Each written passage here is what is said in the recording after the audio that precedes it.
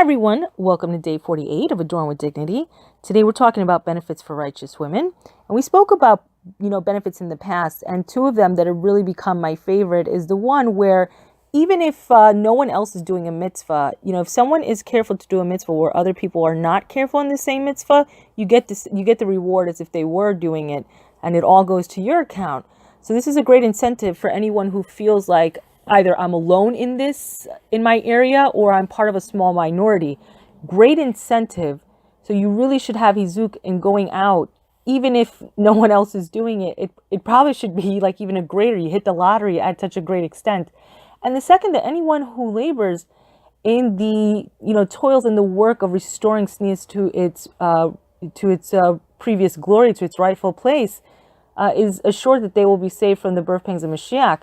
And this is also another great incentive, especially in this day and age where we can start to see all these things that the Nevi'im have talked about in the past coming to fruition.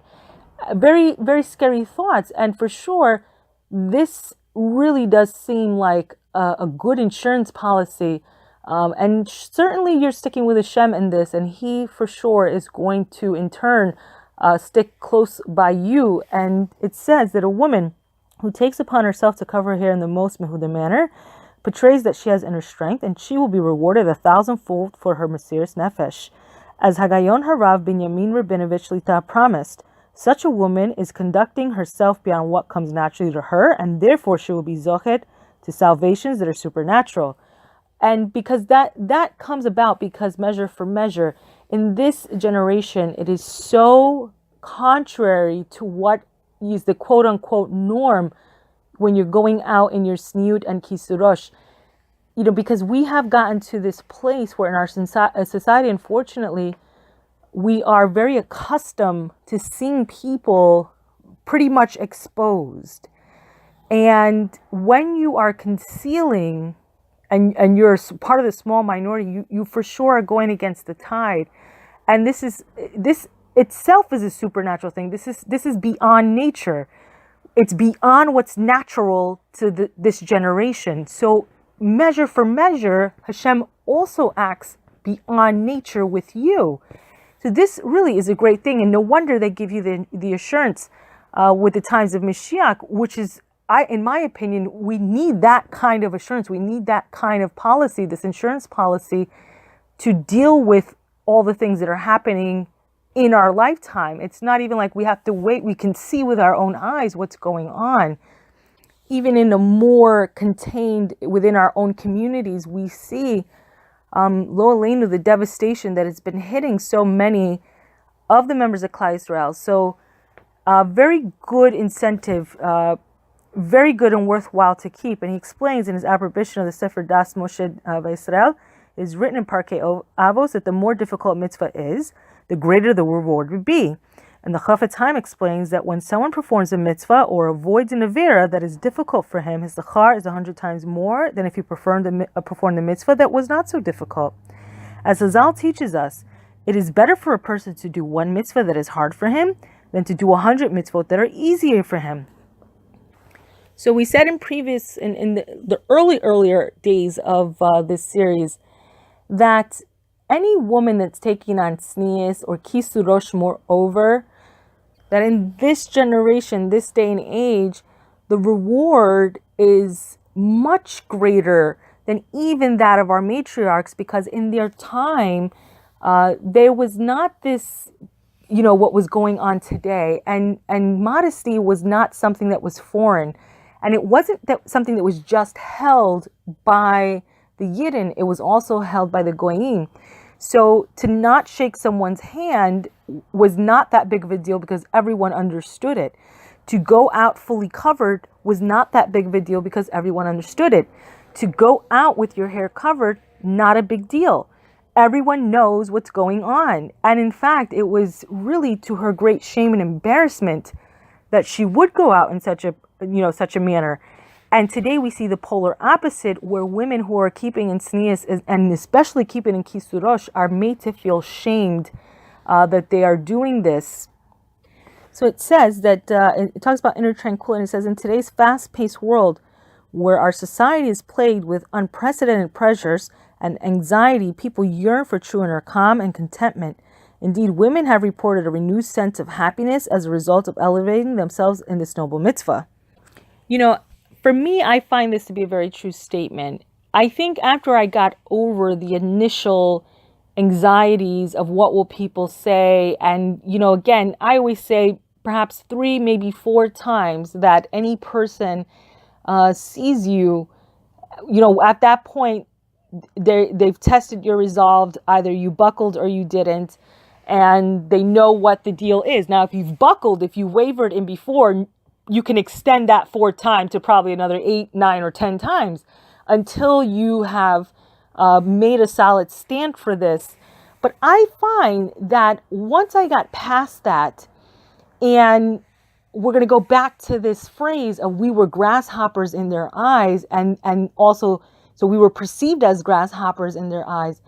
And this is really, we teach people how to treat us. So when you're not owning your Jewish identity and all that comes with it, then that tells people that you're not really serious about your identity either. And therefore, they're going to give you a hard time. It really is that bully mentality. They want to see how far they can go with you.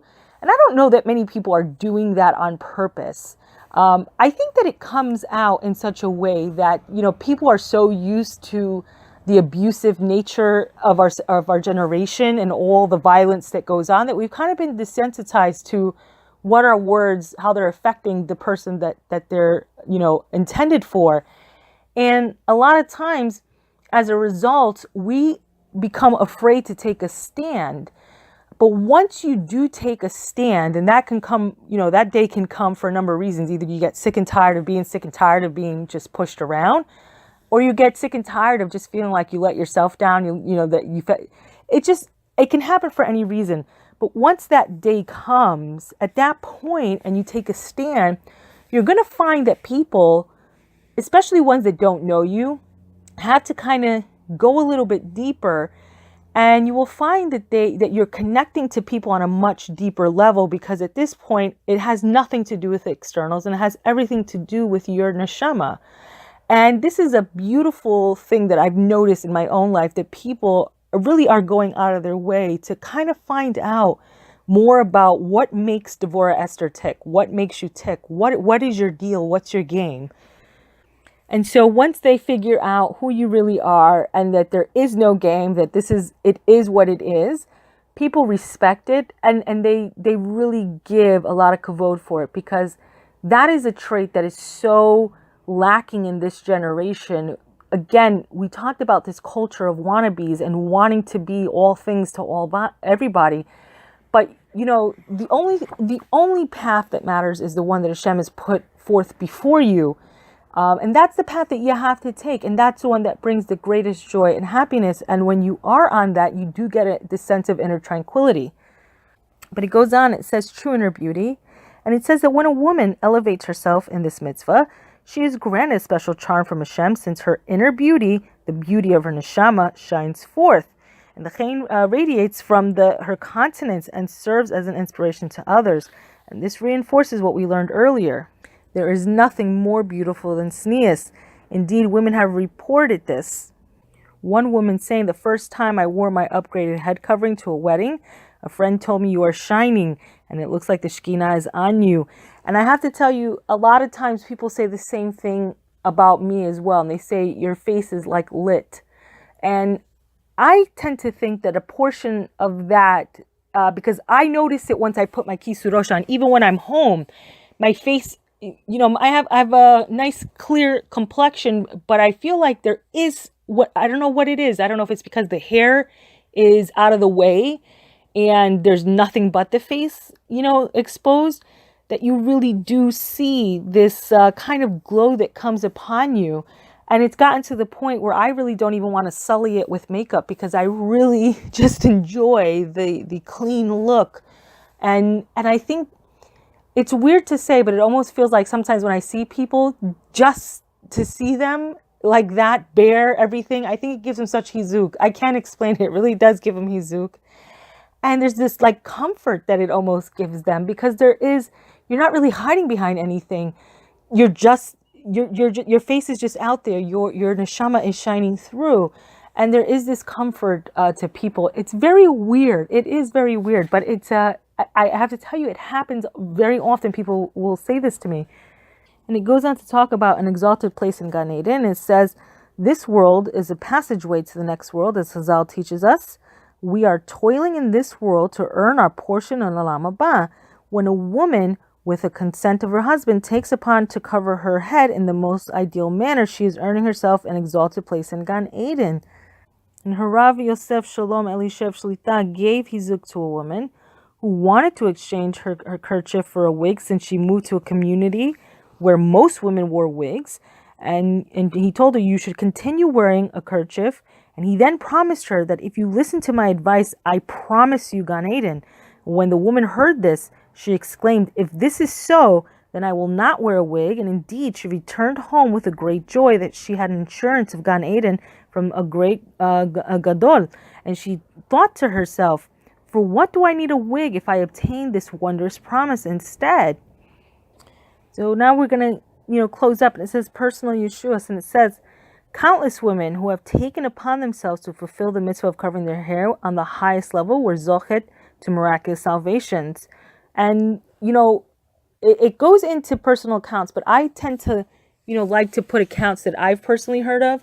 And just as an homage to my sisters in Great Neck, hey, there was a story, I think it came out last year, and it was a woman who had said that she was out on a vacation, and she, her child, Lolinu, had drowned, and her husband, who was a paramedic, was really trying desperately to save him.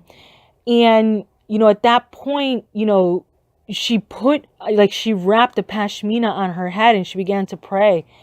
And in that moment, her child was saved. And again, I talked about another woman who was in Muncie, who was, her son was having this horrendous operation. He had a terrible diagnosis, Lo Aleinu, and, she wasn't even ready to cover her hair with a tichel. But she did cut her sheitel 2 inches, and in turn, her son not only was miraculously healed, but what the doctors had told her that her child would have this huge incision was now limited to 2 inches. That's all they had to cut. So again, we see this measure for measure. And again, I spoke about the woman in Israel who was a tour guide when someone came to attack her, he came to hit her with on the head with a bottle, and the padding of her tichel, anyone who wears her tichel and has the shapers, exactly what I'm talking about. Or if you're, wearing multiple, tichels on, whether it's pashmina, I don't know what she had, but, and there was so much padding there that I think she had like a small cut because he kept hitting the padding. So it wasn't really doing any damage to her. And these are the kind of things that we're talking about. And there have been countless stories. And of course, everyone probably knows a story.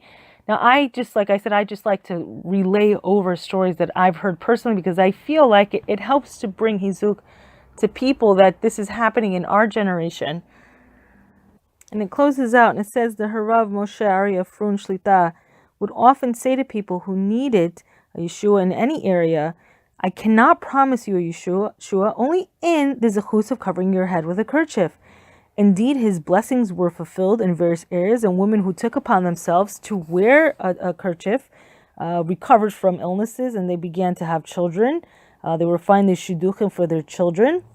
And the Amshiner Rebbe related the following episode, and he said, when my father, Harav Yosele, was on his deathbed, he asked his daughters and family members to assure him that they would not wear a wig.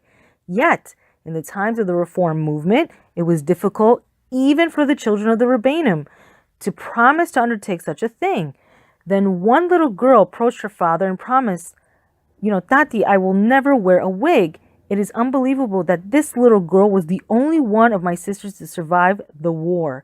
It may very well be that the zechus of a sincere undertaking saved her life. I mean, that's an incredible, incredible story. Incredible story.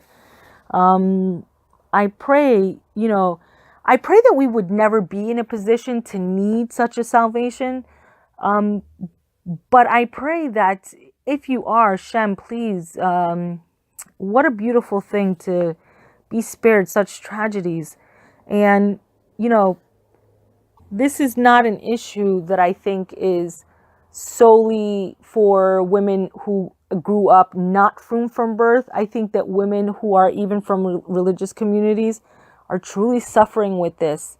And this is why I personally think that that there should be this bridge that's really, that we should really all be working to building this bridge to each other and to come together in unity, because of the fact that this is really affecting all of us.